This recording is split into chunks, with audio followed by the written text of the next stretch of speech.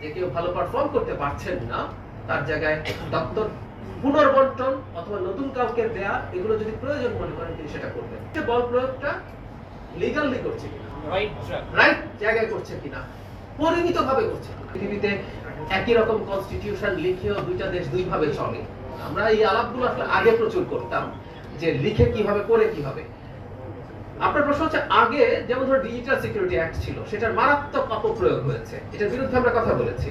এখন আমরা করব কি করব না, ওনার প্রশ্ন যেটা সেটা হচ্ছে সেটা কি গ্যারান্টি আছে। নাগরিক হিসাবে এই ভয় পাওয়ার কারণ আছে?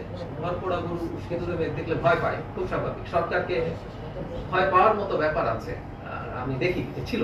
কিন্তু ইদানিং মিডিয়া দেখে কি মনে হয় সরকারকে ও ভয় পায়? মনে হয় কি? মানে মানে আমার কাছে মনে হয় যে সরকারকে কেউ আদৌ ভয় পায়, কেউ পাত্তা দেয় বলে মনে হয় না। বাট সরকারের সমালোচনা করেন, সরকারকে নিয়ে ব্যঙ্গ বিদ্রুপ করেন, সবাইকে নিয়ে, মাননীয় প্রধানমন্ত্রীকে নিয়ে অনেক কিছু হচ্ছে, আপনারা জানেন, মন্ত্রীদেরকে নিয়ে হচ্ছে। যথেষ্ট সমালোচনার জায়গা আছে। বাংলাদেশের সরকারের অনেক ভুল হবে, আমি প্রায় বলি, ওগুলো নিয়ে কথা বলেন, বিদ্রুপ করেন, আমাকেও বিদ্রুপ করা হয়, সমস্যা নেই। কিন্তু যে কথাটা বারবার বলছি, একটা জিনিসে ভয় পেতে হবে, আপনি আইন ভাঙতে পারেন না। এখন আমরা আইনের নামে নিপীড়ন চালাবো কিনা, এটা হচ্ছে প্রশ্ন। উত্তর হচ্ছে না, চালাবো না, কারণ আমরা একটা ফ্যাসিস্ট বা মাফিয়া রেজিম নই, আমরা একটা গণতান্ত্রিক সরকার। আমি অন্যায় ভাবে কারোর সাথে, শুধু সেটা না, আমরা যদি ব্যবস্থা নিতে যাই, কিন্তু জনগণকে কনভিন্স করতে হবে আমি এই ব্যবস্থাটা নিচ্ছি এই কারণে, আমি কনভিন্স করে নেব। আমি বিশ্বাস করি আমরা দেখাতে পারবো যে কোন অন্যায় ব্যবস্থা নিচ্ছে না। রাষ্ট্র কিন্তু দিনের শেষে একটা কোয়ার্সিভ ফোর্স, সে তো বল প্রয়োগ করবে। প্রশ্নটা হচ্ছে সে বল প্রয়োগটা লিগালি করছে কিনা, রাইট জায়গায় করছে কিনা, পরিমিত ভাবে করছে কিনা। That's very important as well. আমরা ডিসপ্রপোর্শনেট বল প্রয়োগ করি মাঝে মাঝে। রাস্তায় কোন একটা ঝামেলা হচ্ছে, পুলিশকে কখনো কখনো বল প্রয়োগ করতে হয়, যে এটা বল প্রয়োগ আপনি একটু লাঠি চার্জ, একটু জল কামান দিয়ে পারেন, আপনি ওরা গুলি করে দিলেন। গণতান্ত্রিক সরকার এগুলো করবে না, আমি এই কথাটা বলতে যাচ্ছি। এই জন্য আমরা প্রায় গণতন্ত্রের কথা বলি, নির্বাচনের কথা বলি, কারণ তার মাথায় আছে তাকে জনগণকে খুশি করে রাখতে হবে।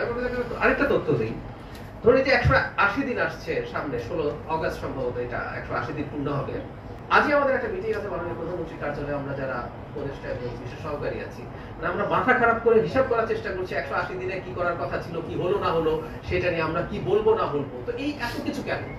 কারণ আমরা জবাবদিহি করতে চাই। সেজন্য অন্যায় নাগরিকের উপরে চাপিয়ে দিয়ে যে আমাদের ক্ষতি হবে, এটা আমরা বুঝতে পারি। আপনি দেখবেন, আমি গ্যারান্টি দিচ্ছি যে আইনি প্যানেল, লয়ার্স প্যানেল তৈরি হচ্ছে, তারা জনগণকে বুঝিয়ে জানিয়ে কনভিন্স করে করতে পারবে যে আমরা যে ব্যবস্থা নিয়েছি এটা ন্যায্য ছিল এবং এটা জনগণের স্বার্থে। আমি বলছি এটা শুধু ডিসইনফরমেশন বা বুলিং সরকারের বিরুদ্ধে না, কোনো ব্যক্তিও যদি আক্রান্ত হন, তিনি যদি সেটার প্রতিকার চান, সেই ব্যাপারে সরকার কাজ। আমি এই প্রশ্নগুলো আমরা একটু টুকে রাখবো। আমি এই তিনটার কোনো আপডেট দিতে পারছি না, এখন পর্যন্ত আমার কাছে আপডেট নেই। এই আপডেট আমরা জোগাড় করে নেক্সট দিন অবশ্যই আমরা মনে রাখবো, আমরা সেটা দেবো।